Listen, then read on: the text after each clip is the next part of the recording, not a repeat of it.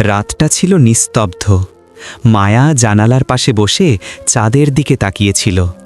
মনে একটা ভার, বিশ্বাসঘাতকতার, ভালোবাসার আর এক অজানা প্রশ্নের।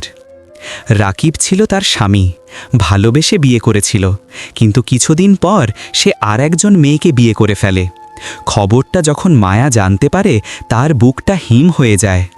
কেঁদেছিল, অনেক কেঁদেছিল সে, কিন্তু সময়ের সঙ্গে সঙ্গে তার চোখের পানি শুকিয়ে যায়।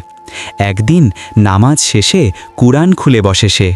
আয়াতে পড়ে, যে ক্ষমা করে এবং সংশোধন করে তার প্রতিদান আল্লাহর কাছেই আছে। সূরা আশ-শূরা 40। ওই আয়াতটা যেন তার অন্তরে আলো জ্বেলে দেয়। মায়া মাথা নিচু করে বলে, হে আল্লাহ, আমি তাকে ক্ষমা করলাম, তুমি জানো আমার কষ্ট, তুমি বিচার করো ন্যায়ভাবে। সেদিন থেকে সে মন থেকে রাকিবকে ছেড়ে দেয়। না ঘৃণা, না অভিশাপ, শুধু দোয়া করে যেন সে নিজের ভুল বুঝে আল্লাহর পথে ফিরে আসে।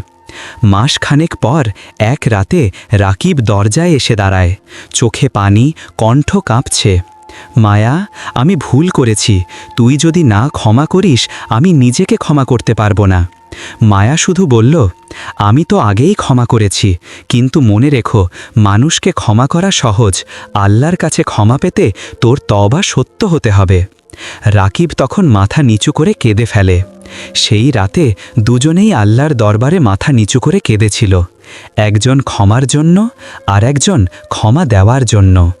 গল্পের শিক্ষা, মানুষ যদি মন থেকে ক্ষমা চায় আর যদি আন্তরিকভাবে তওবা করে, আল্লাহও ক্ষমা করেন, কারণ আল্লাহর রহমত সব কিছুর চেয়ে বড়।